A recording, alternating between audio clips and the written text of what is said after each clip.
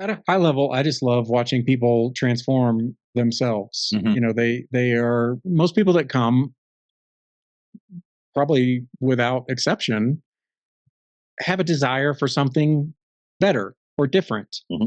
Right? They come in, they either have a job or they've just lost a job, or they want a side hustle, they want more money, but they have a goal, and it everything. So our process, we have a framework. It's DIRT, DIRT, but it's Yep. define the strategy, identify the markets, reach out to the owners in those markets, and Hmm. then perform the transactions.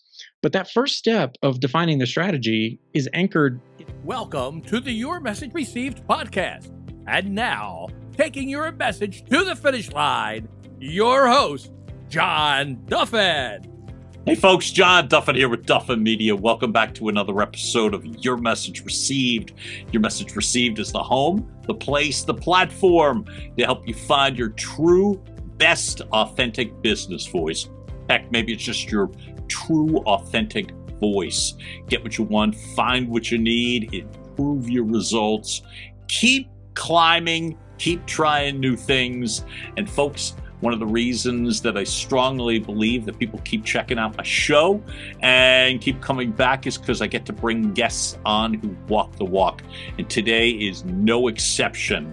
So we were talking a little bit before we went live, and my guest today, Mike Deaton, has built a second act of a business that you could best describe as flippin' dirt.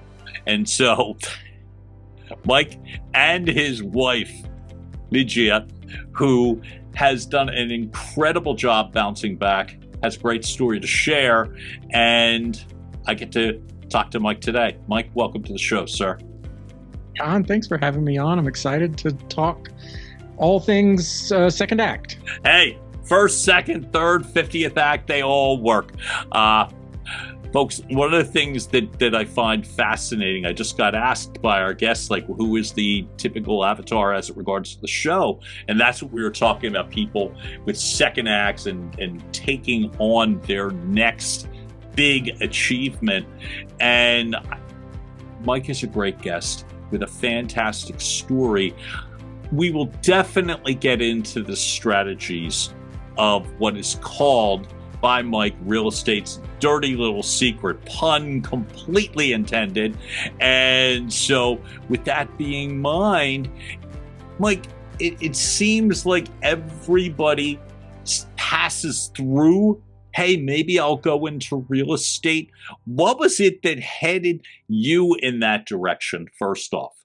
Where were you before? Yeah, great question. So these days, the last 10 years, most people know me as the land guy. Mm-hmm. But before that, I spent over 2 decades in big tech. I was with some of the biggest names in tech companies, and I worked in and ran supply chains. So, moving product from Mm-hmm. A to B. I ran international teams, and I did that for, like I said, over 20 years. And all of that corporate jockeying and ladder climbing really chewed me up and spit me out.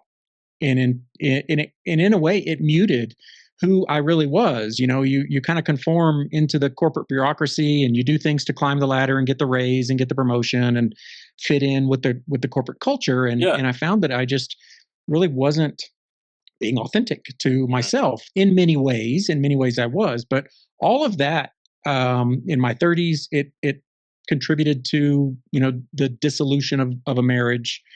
Found myself going through a breakup, divorce, and all of that. So in that phase, I also had to do a little bit of reinvention at a personal level and a professional level. But in 2016, I was working with Microsoft, running supply chain for the Americas. And in the summer of 2016, I got laid off. It wasn't a total surprise. I had kind of talked to my boss about it. I was in Dallas, Fort Worth. We were closing that operation down. I had outsourced most of our work, and I didn't want to move to Washington. And at the same time, on the same day, my wife Ligia got let go from her place of work, which was in healthcare. And so, we found ourselves we had no other income. We had not worked on, generating any real estate assets or anything like that at the time. That was it. It was 2 salaries, and those were gone. And so savings started going in reverse. And we had some, thankfully. We had a runway to work with.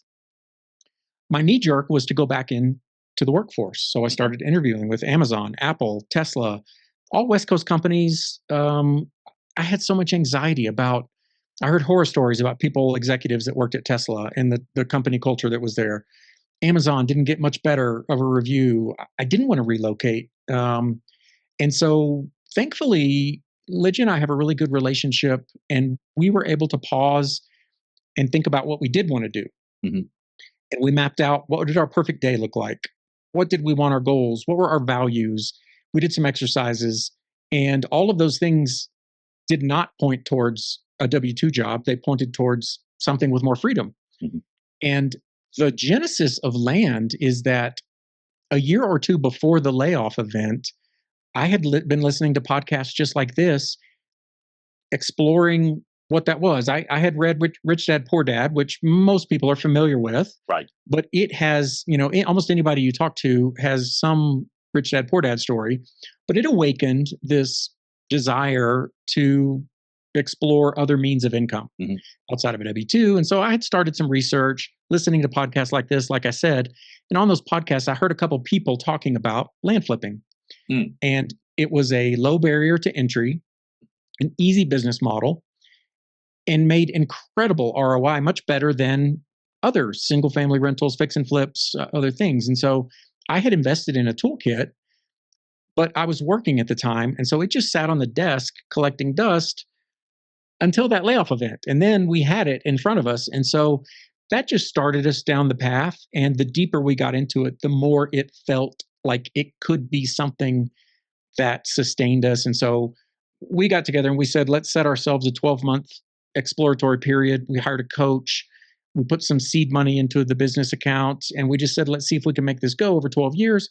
And we did. Things started going. But that was really the genesis of that story. There was a few other factors that made it more approachable. I have 2 older daughters. They were in college, so we were empty nesting a little bit, and the risk tolerance for me increased because it was Ligia and I, and she was very on board. And so, there was a few things that lined up, and we thankfully stepped down the path.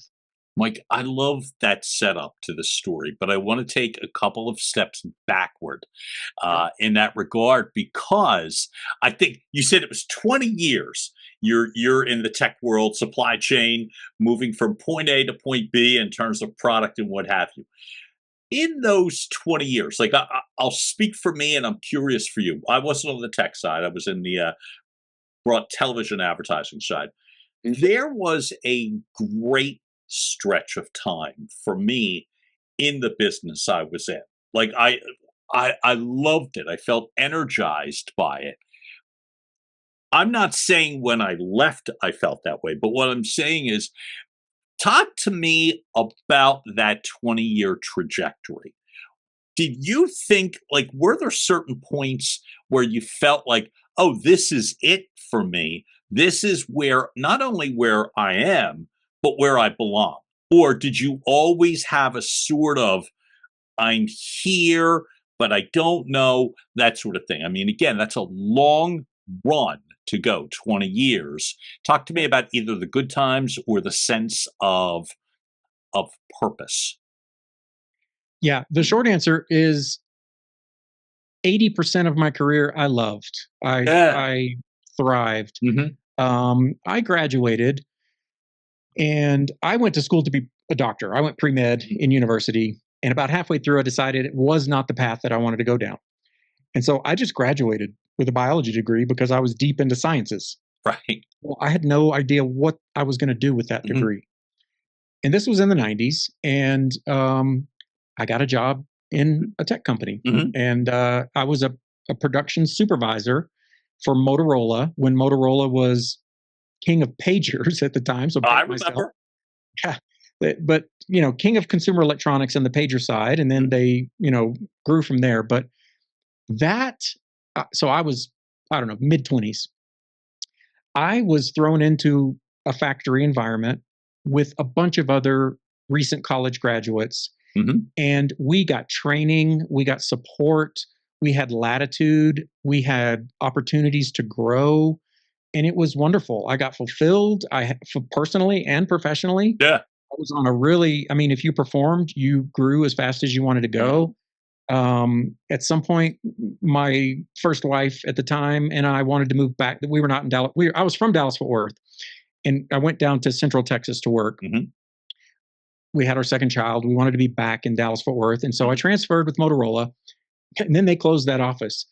And so at that time, Nokia mobile phones was on the upswing, and they had a factory there in Fort Worth, and I got a job there. Same kind of thing, high growth environment. It was a Scandinavian run company. So they put a lot of investment into their people, leadership development. There was a lot of growth opportunities. I was in the factory for a while. The whole NAFTA thing started outsourcing things to Mexico. Right. I got more into a regional role, and the same kind of thing. As much as I wanted to give to the company and grow, I had opportunity. And so it was in the mid 2000s where I went through my divorce. I got an opportunity to go work in Romania. And that's where I met Ligia, my wife. Wow. And she was also working at Nokia at the time. And so we met in the workplace. I spent 3 years there, high growth environment. We started a factory from a field and hired thousands of people, built millions of phones. And then I wanted to come back to the US because my daughters were here. And Microsoft purchased Nokia. Okay. And at that point, now I'm working for a US-based behemoth. And it became, what have you done for me lately? It was cutthroat, really, margins, attention on everything. And I was traveling at least 50% of the month. I had an international team, as I mentioned. So I had international travel a couple times a month, going to corporate office in Washington. And so by the time the layoff came, I was ready. I was burned out, done. Hence my anxiety to go back into corporate. But for the most part, I'm a person who I believe all of your life's experiences bring you to this point. And I'm happy with my life at this point. I'm grateful for what I have. And so everything, whether you label it good or bad, led me here. So I'm not a person with regrets. All of that makes me a great business person today. I have attention to the P&L. I'm able to manage things. I'm able to run a disciplined operation. So all of that enables me to be, a good businessman today. And so, I loved my career. There were obviously, I put a little too much energy in my career, and it did a disservice to my marriage at the time. Right. And, so there are some pros and cons. But on the whole, it's given me a life that I have today. So, yeah. I asked that, and thank you for sharing that, because one of the things that I find so important is that when you said it wasn't a huge surprise, or as you just said a moment ago, when the time came, I was ready. Well, I think that's a very common story. And I think one of the things that I commend you for is the reminder that there are so many great things that come from a great run, that it's not like a crash and burn situation where there's a lot of great things to go. You talked about the P&L, understanding the way the business works, so that when you are approaching the sense of, all right, we're lucky we have a runway. We are lucky that we have these opportunities, and as you had said, if I heard correctly, we hired a coach, so that you had the systems, which I know are very important to you. We'll touch on as well why systems are so important to, in essence, to give you a fighting chance. And so, what would you say? Because I'm always blown away by people that take on something new in a fragmented frame of mind. What would you say was the best decision that you made without having your strongest, like not feeling 100% at your best, the job's ending and all that sort of thing. What would you say was the best decision that you made in regards to setting up your second act? Yeah, well, it was resisting the urge to default back into Yeah. what was familiar and what I know. And that would have been, I don't necessarily want to say the easy path, Hmm. but that was my foundation. I had connections. I already had some connections that said, we can get you a spot, just come through the interview process. There was a couple of my connections were not happy with me at the time because I got a couple of interviews deep into the process. And then I had to say, hey, listen, guys, I'm not feeling it. I'm going to Hmm. back out. Hmm. I wanted to go a different direction. Hmm. But it could have been easy for us to kind of default back into that and both just scramble and work. And we would probably still be working today for someone else in a job. Or And not. And that's the reason I bring that up, is that I know a well, that lot too. of people where they do that because they don't know what else to do. And honest to God, I've had bad days or when I've had bad days, my very first thought can be like the old punch drunk fighter. Oh, I could do that. And what you learn, or what I've learned from others, is it ain't the same. It just isn't. And part of the reason it's not the same when you're going back to what you think is so familiar is that you don't have the mindset that you used to have. And that's, to me, one of the things that I commend you and your wife for, because I know people that have kidded themselves into thinking, oh, I'll just go right back in. It's familiar. Or as you said, I'll be working today. And then they don't, because they don't have the tolerance for the things they had the Yeah. tolerance for.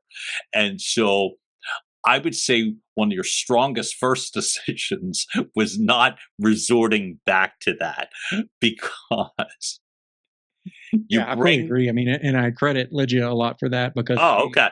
she had um, a lot of the ideas for us to not just do that, to Mhm. listen and say, What is it?" And we collaborated on, like I said, we mapped out the fact that we met in the workplace.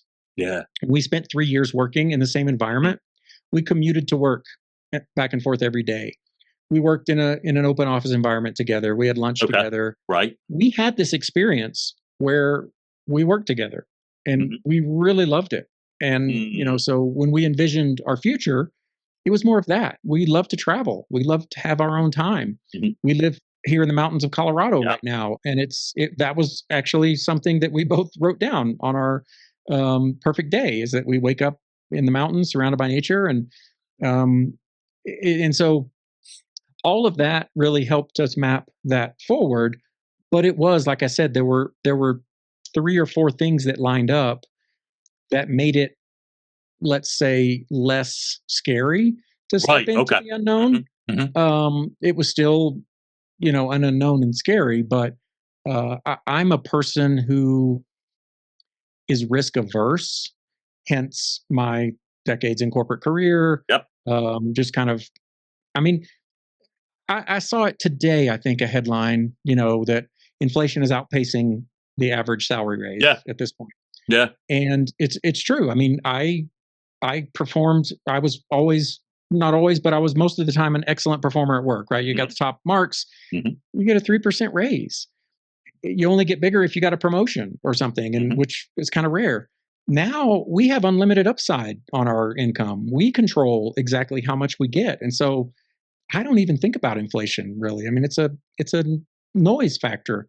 And so all of that is, I mean, I'm so grateful that we did take that step and resist the temptation to just default back into something.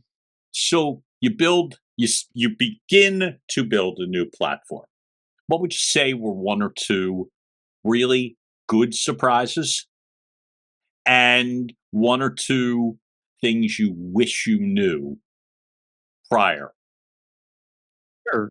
So that first year for us was intense. So it's intense Sure. learning Mhm. something totally new, drinking from the fire hose.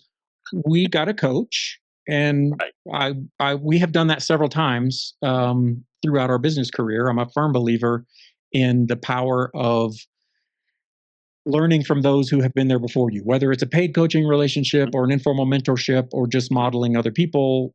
There's no reason that you need to reinvent things. And so we invested not a small amount of money in coaching, and that helped us. That helped us with the business side of things. Okay. But I always tell people, and this is why we coach today, Right. what we didn't get was the hardest part of shifting from a W 2 employee working for someone and being, in a sense, told what to do into this environment of being your own boss, setting your own goals, setting up your own systems, and working for yourself.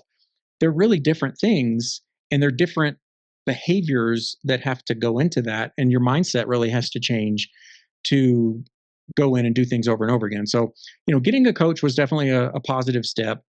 The first, I would say, 6 months for us was a big mindset game. The first few months are great because you're learning, you're implementing, you're growing. But then there's kind of what's called the messy middle, where you hit some obstacles. For us, we were able to get inventory very quickly, and just for people that don't know, the high level land flipping business model is we reach out to vacant land owners, individuals, off market. And so usually it's a letter in the mail, and we solicit to buy their property, usually for 40% to market value. So it's a really low offer. At the time when we started, it was around 35%. And 1 or 2% of people take it. So it's not it's a little bit of numbers game. But you buy a property under market value, and then you can just immediately turn around and sell it. You don't have to renovate it. You don't have to, do a remodel or position it or anything like that. You just immediately buy it and then you resell it. So it's a very low touch, low stress business model. We were able to get inventory pretty easily, but neither one of us had sales experience. And so, we were clumsy when we would talk to potential buyers. It took us a while to find our rhythm. And so it took us a few months. And in that process, we faced the doubts. And our coach was a very good business coach. Systems, here's how you do A, B, and C, execute this. He was not, he was a robot. He was not soft skilled at all. So Ligia and I had to rely on each other to help keep going day after day and stuff. But then, you talk about wins, like our win was that first sale, proof of concept, better than double your money.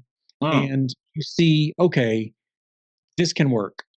People buy land, and we can actually do the business. And so once we unlocked that first sale, things really started to flow. You get that confidence, you kind of step into things.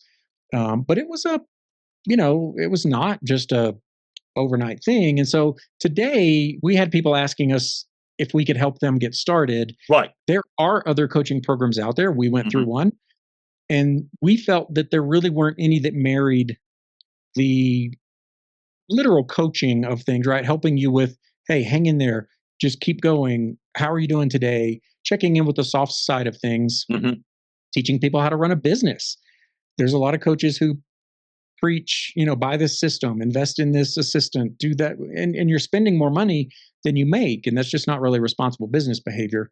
And so anyway, we kind of set up ours to be a bit different. But, I would say highs for us were just proof of concept, and it worked. And we were able to very quickly, we had stages of goals, pay our bills, dipping into savings, then get to our old salary levels, and then go up from there. And so we were very quickly able to achieve some level of success.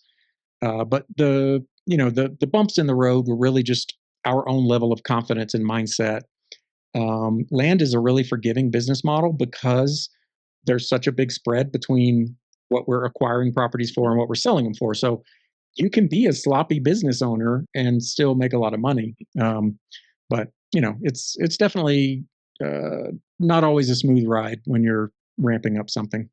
So, Mike, one of the things that you talked about, the soft skills, right? And that you came from the like tech background and your coach was a systems guy. How did you acquire those softer skills? I was blessed in my corporate career at Motorola was very big on leadership training, leadership Great, development. great. Nokia was the same, very much about a people company. One of the big lessons I learned at Nokia was, you know, most people get measured on what you achieve. Nokia was very big on a 50-50 split between what you achieve and how you go about achieving it. And Mm, so it really instilled in everybody in the company culture this way of treating people with respect, of not just stepping on people to get things done, but working as a team mhm. and helping together. And so that really ingrained in me. I was with Nokia for a long time. And um, on top of all that, I think when I was 18 or 19, I discovered Tony Robbins Ah, and yeah, yeah, really awakened the giant within me, but it awakened yeah. this Nicely done. it awakened this desire for personal development. And Right.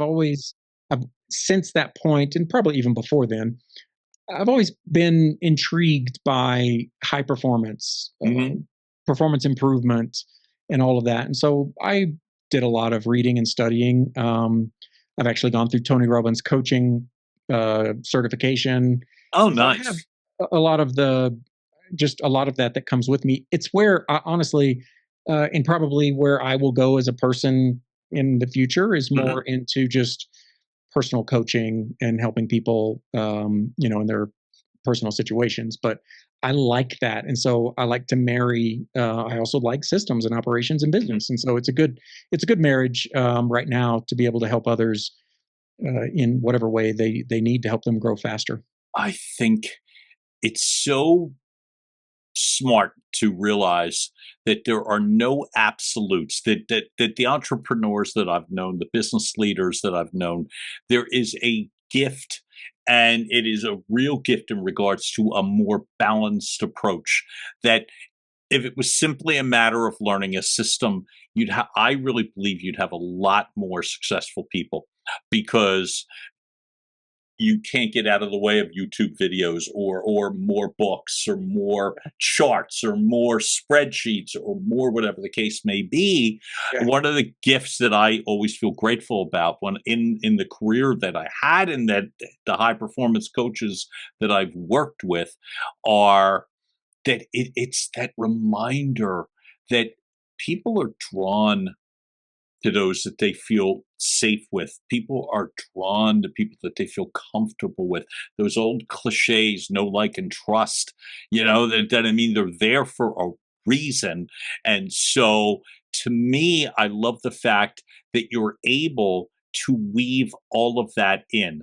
And I would ask you that, in terms, I'd also like what you just said in regards to that, down the line, you could see yourself heading more in that direction. One of the things I find is it's nice that I don't know that that people necessarily, business leaders, have to make an either or choice. I really do believe that those skills, the way that you are doing it with your business, understanding its hard skills, soft skills, and what have you, that they all have bring tangible results when they're pulled together in the right way. So let me ask you, and I'm going to touch on the coaching that you do right now. What is, to me, when you're working with people in regards to explaining your systems, what gives you the most satisfaction when you are conveying the message of how you do this or what you've done? What, to me, is part of the process that gives you the most satisfaction? Well, at a high level, I just love watching people transform themselves. Hmm. They are most people that come, probably without exception, have a desire for something better or different. Hmm. Right? They come in, they either have a job or they've just lost a job, or they want a side hustle, they want more money, but they have a goal, and it everything. So our process, we have a framework. It's DIRT, DIRT, but it's Yep. define the strategy, identify the markets, reach out to the owners in those markets, and Hmm. then perform the transactions. But that first step of defining the strategy is anchored in the why. Like, why does someone want to do this? That helped us when we started our business, was really having a crystal clear, and not just one, but we had many whys. We still do today. They're a little bit different, but many of them are the same. But it's that as you're walking people through the sub processes of the bigger process, it's staying anchored at the bigger level. It's just making sure that they understand this piece is contributing, to this next piece. And in that way, one of the things in high performance is people just getting quick wins. And so each of those processes are wins, right? You picked a market or two. Great. That's awesome. That's a milestone. Let's celebrate it and let's go on to the next thing. We figure out, who are the right property owners to be going and targeting in this market. And so it's really trying to nest the wins within there, and you just watch people transform. It's the same journey we went on. You come in, or most people do, with a little bit of lack of confidence because you're doing something new. You have the beginner's mindset. You're learning, but it's watching that evolution of the confidence grow. And then when that first deal happens all the way to the end, you just see this, wow, this works, and people get even more excited. But yeah, that for me is personally rewarding, just to watch other people have these aha moments or these little boosts of confidence and insecurities being stripped away. Nice. If you don't mind, walk me through the systems a little bit, because I think, as I said, it all kind of matters. You have a myriad of YouTube videos on your YouTube channel and your guest appearances and what have you. But you've talked about things literally such as, like, I find starting in something when you're a little bit scattered or fearful is very difficult. And you've talked about the standard cliche of things like, I don't have the money to start. And it's you've identified that in video. So I would also add, I don't have the money to start. I'm afraid I don't even have the timeline to do this. I don't have that ramp up window that you had. What are some of the things that you could discuss with my audience to be like, okay, you make this sound very easy, and I don't discount your work, your talent, or your effort, but make it seem relatively easy. Is that so? Land is the simplest form of real estate, really, that I've found that's out there. It as I mentioned earlier, you don't have to deal with any of the tenants or toilets, and the other termites, renovations, right? Any of that stuff. You don't have to deal with realtors if you don't want to. There's no legal involvement like there are in some higher level land deals. We don't typically use lenders, and so there's no. We do a little bit now these days, but you don't have to. And so it is very simplistic, because it, like a lot of those other things, we've done multifamily syndications, for instance, and it's a great way to build wealth and also to defer taxes because you get depreciation and writes off. But you're in a business with half a dozen to 24 partners, and likely you don't know any or many of them. And you're typically invested in them for 5 years and stuff. And we've had deals go sideways. We've lost money in multifamily. We've never lost money in land. And so it's just worlds of different businesses at the highest level. At that high level, like I mentioned, it's really about acquiring an asset, and I'll get into the different ways you can do that. Right. And then selling that asset. And this is why it's the first step for us, is to define the strategy, because largely I kind of look at it as a 2x2 matrix. People have access to capital, either their own, they have none, or they have a lot, and they have time they can invest in the business, and that's either none ramping out to a lot. And there are different business models that fit almost all of those. If you have no money and no time, it's not really I don't know how to help you there. But if you, any of the others you can work on. If you have no money and you're willing to invest sweat equity, like a lot of real estate lends itself to, there are ways to somehow broker deals. And there's different language, like bird dogging is one of them that I talked about, where essentially, like I have inventory, and we have people come to us and say, if I find a buyer for your inventory, will you give me a commission? Or will you give me, like, if I'm selling a property for 20,000 and I find somebody who'll buy it for 25, can I pocket the 25 or whatever, right? There's a few different ways to slice it, but it requires some hustle. But it's a way to get started without any money, quite honestly, and just leverage your networking, your amount of hustle, your relationships, I mean, and so, like a referral sort of, like a situation, right? Great. Yeah, I mentioned in the second book I've written, which I have back here, Flipping Dirt with Little to No Money. Yeah, I talk about different types of capital. Money is one, but relationships are another form of capital that people have, right? Some people have large networks or the ability to go out and network. These are different forms of capital that you can spend in a way. And so, bird dogging is one.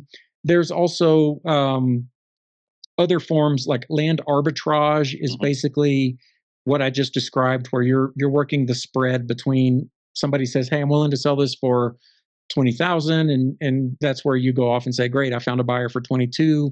I'm going to do the deal and I'll pocket the 2. Or there's kind of different ways to step into it. Yes. All the way to the way we have done it is we literally buy the properties that we acquire. We close on them, and then we resell them. It's just cleaner for us. We have capital to do it with. We leverage institutional money. We, bank lending, private lending. You can do JV partnerships with people. Whichever side you fit, you either have time or money, the skills or the capital.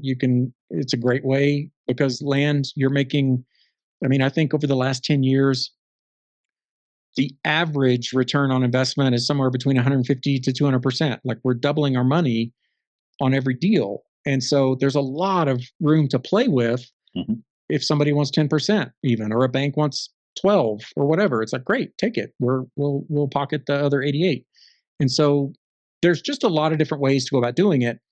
But that's why we start with strategy at the very outset, because everybody has a different combination of resources.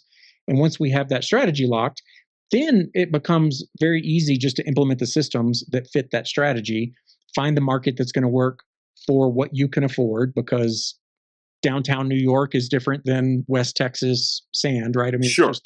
You have a wide range of price points. And so we find the market that fits your strategy.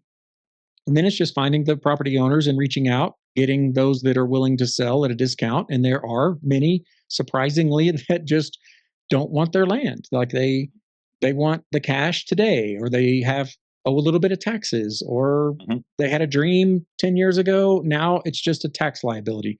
There's various reasons that people sell their land for the offer that we make. And then it's just about sales. And all of the sales side of things can be done, like, you can employ a realtor and they will do the whole thing, like, and they earn a commission, so you don't have to pay out of pocket. But we do a lot of our sales ourselves. Like, we kind of self-market. And so there's just a lot of different ways to go about doing it, not to make it sound complicated, because if you look at the whole thing, it can be complicated. But if you think about, okay, my strategy is this, then it becomes very easy. You just step down the path and you execute the strategy. Mike, I think the part I like the best of this is the reminder that capital is not an absolute term. And so capital can be, what cash do you got, or your relationships, or time is that. And to me, it's, as you said, and I like that we say, hey, if you don't have money or time, it's hard to make a case, but you figure you got to have something. I remember for myself, and I pride myself on it, not as skill, as gratitude, that people will say, yeah, you know a lot of people, and it's, and I used to discount that. Mhm. And I'd immediately want to go on, yeah, but they're not, and so, and I've come to learn over, certainly as becoming an entrepreneur, it's amazing what you can do if you're lucky enough to have good relationships. And I say that not to say yay for me, it's the opposite. That I'll bet you, there's a lot of people that are, that have that capital and discount it, or don't even consider it, and That's why they simply, say your network is your net worth, right? I mean, it's right, just right, all of right. there's a richness there. And if you're intentional about it, Mhm. but genuine and authentic, right? I mean, Sure. you don't want to come across as just using your network, No. but the opportunities can be there. And that's why it's Mhm. important to be networking as well, to be out there and exposing yourself to different people, different ideas, growing skills, and know-how is another form of capital, right? A lot of people are very creative and innovative, and they Yep. can think about different deal structures, and all of these things are assets that people have. And the Napoleon Hill wrote the book Think and Grow Rich. Sure. I think in today's environment, Mhm. it's been never more true, because with the power of AI and the ease of creating software or finding things, I mean, literally, if you can think about problems and how to solve them, or at least how to think about solving them, it really is. But yeah, those capital Mhm. forms, it's easy to get fixated on the money, but there's so much more to it than the money, especially with real estate, because there's just a,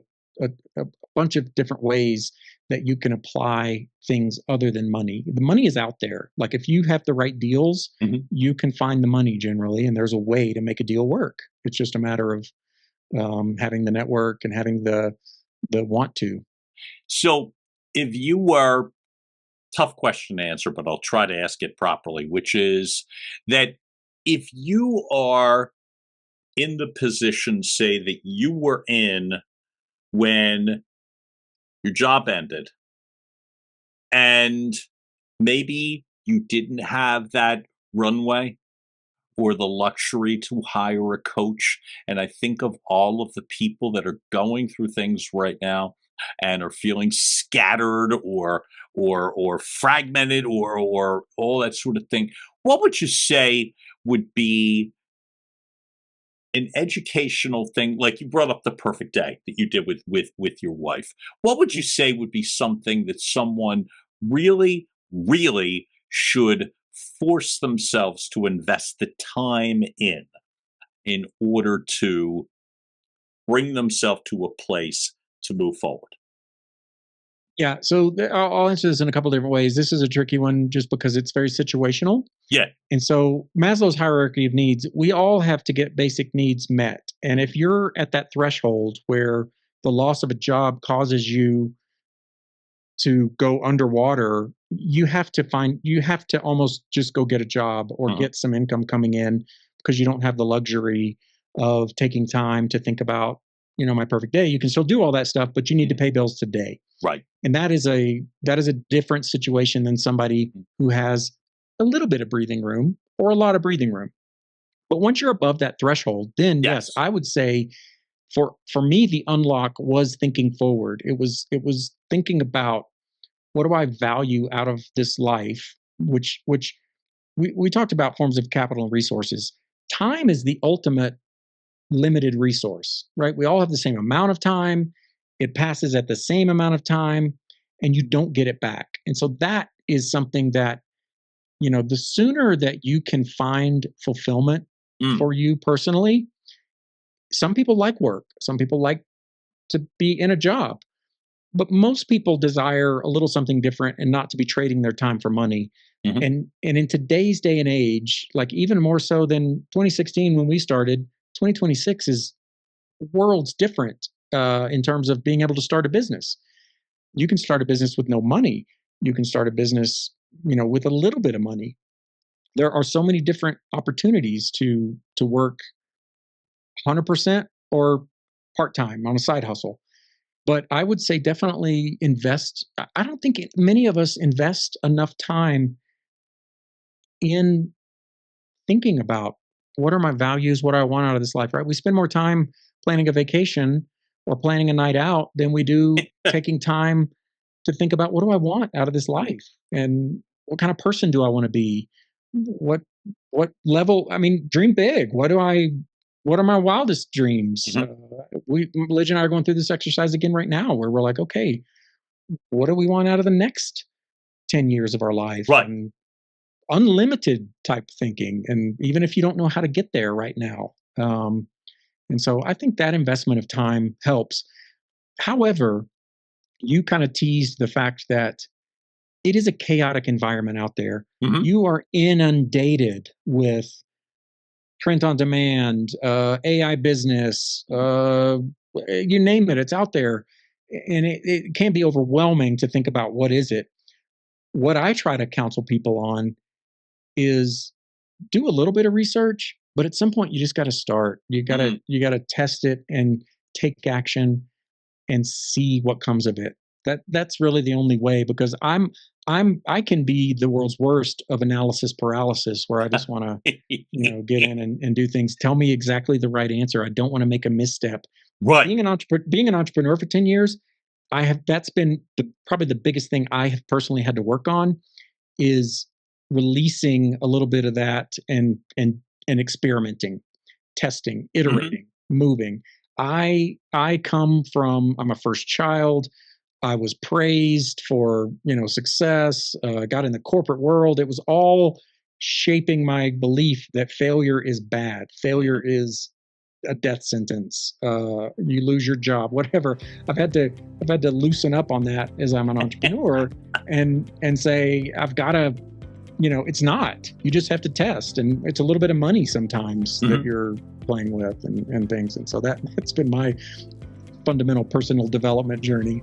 Well, you said it, and I'll acknowledge you properly in 1 second, but you said it in another video talking about failure now as a learning experience for you. And I find that you just described that so beautifully. So I would first off have to acknowledge you, because I think there's like the hard and soft skills that you bring to the party are wildly impressive. So Mike Deaton, I am really grateful that you showed up for me today. Folks, you're going to see in the bio, so we don't have to start with www. That to get to the best central point, Flipping Dirt, I say it like a Philly native, flippingdirt.us is a great place for you to check out, and that website will be in the bio, where you will be able to buy the book, check out the coaching, look at the system, schedule a call, and put yourself on a path for your own part 2, part 3, your next starring role. So Mike Deaton, thank you so much for making the time for us tonight. I really appreciate it. You were great.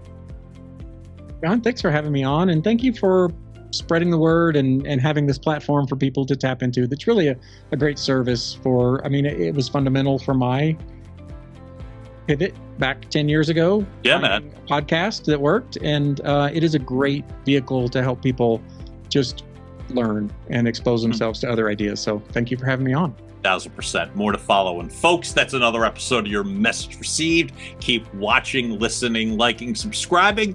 We'll keep driving content through your front door. John Duffin here with Duffin Media. Have a great rest of the day, and we will talk soon. Bye. And now, making its way across the finish line, Your Message Received has been a production of Duffin Media.